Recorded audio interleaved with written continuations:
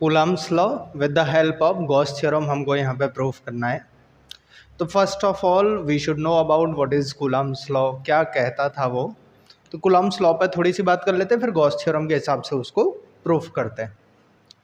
तो मैं ऐसा मान ले रहा हूँ कि यहाँ पे कोई एक चार्ज रखा है Q, ठीक है ना, और इस चार्ज Q से कुछ डिस्टेंस पर यहाँ मैंने एक दूसरा चार्ज, टेस्ट चार्ज ऐसा मान ले रहे हैं, Q0 रखने की कोशिश करी है।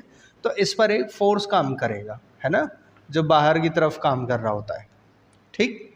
और वहाँ से जो है हम बात करते थे कि फोर्स कितना होता है, तो वो F होता था 1/4πε0 Q0 अपॉन r²।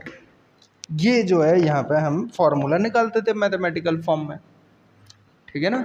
यही वाला फार्मूला हमको जो है गॉस लॉ की हेल्प से जो है लेके आना है।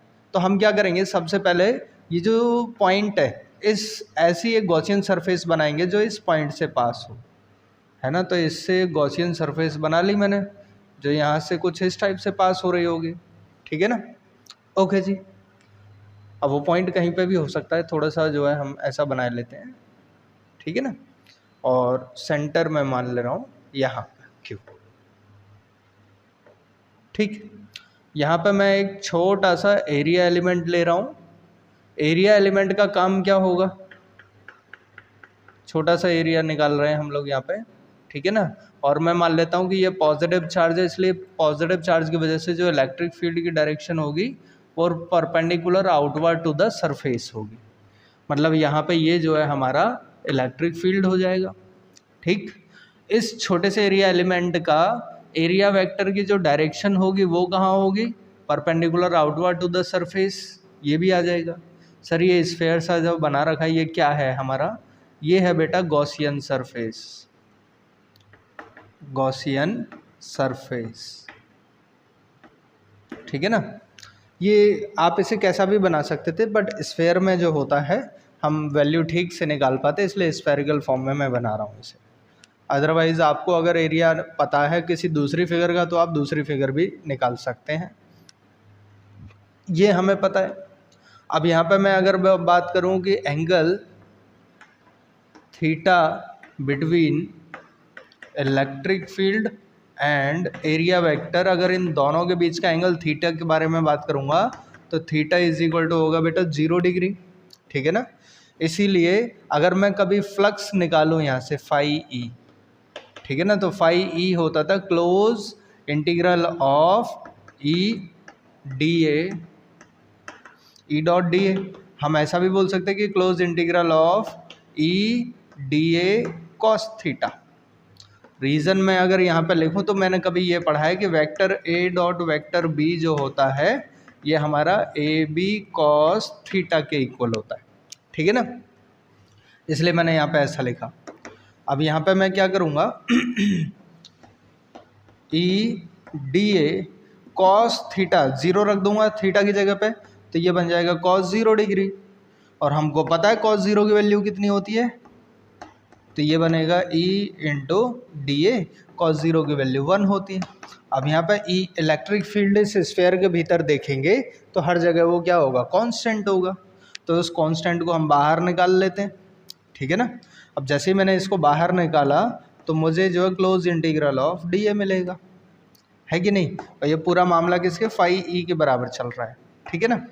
तो ये आ जाएगा ई इंटू डी ए, ये जैसा छोटा एलिमेंट लिया ऐसे बहुत सारे में छोटे छोटे छोटे छोटे एलिमेंट लेता गया। इंटीग्रेशन का मतलब है उन सब का मैं सम कर रहा हूँ, तो सभी को सम करूँगा तो मुझे जो है total surface area of the sphere मिलेगा इन सब का सम करके।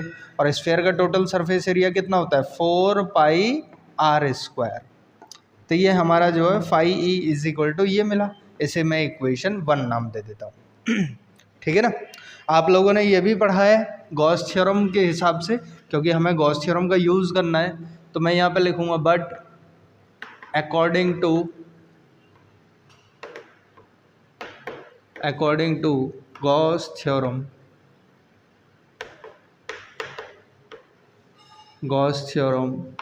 ठीक है ना। हम वहाँ से जानते हैं कि जो फाई ई है वो होता था Q/ε0 के बराबर, इक्वेशन 2। अब अगर मैं बेटा इक्वेशन 1 और 2 पे बात करूँ तो फाई ई की जगह पे क्या रख दूंगा मैं, Q अपॉन एप्सिलॉन नॉट। तो Q by epsilon naught is equal to आ जाएगा हमारा E into 4 pi r square. E निकालूंगा तो इसे इधर भगाऊंगा तो ई इधर आ जाएगा तो कितना आएगा देखो 1 upon 4 pi epsilon naught Q upon r square. ये हमारा आया इलेक्ट्रिक फील्ड, ठीक है ना। इलेक्ट्रिक फील्ड हमने इतना निकाल लिया। अब अगर मैं यहाँ पर एक टेस्ट चार्ज Q नॉट रख देता तो इस पर एक फोर्स काम करता इस चार्ज की वजह से, और वो फोर्स कितना लगता, ठीक है ना। तो मैं यहाँ पे ये बात कर सकता हूँ कि force acting on Q naught due to Q charge, Q charge की वजह से Q नॉट पर कितना फोर्स लगता है। तो हमें पता है F इज इक्वल टू होता है E इंटू Q नॉट के बराबर, ठीक है ना। ये होता है हमारा। अब देखो E हमको पता है तो F कितना आ जाएगा, E को हम लगाएंगे 1 upon 4 pi epsilon naught Q upon r square, और Q नॉट से मल्टीप्लाई कर रहा हूँ तो Q नॉट को भी यहीं पर रख दे रहा हूँ। तो F is equal to 1 upon 4 pi epsilon naught Q naught upon r square. ये जो है मेरा फोर्स निकल के आ गया, और यही शायद कूलाम लॉ हमने मैथमेटिकल फॉर्म में पढ़ा था।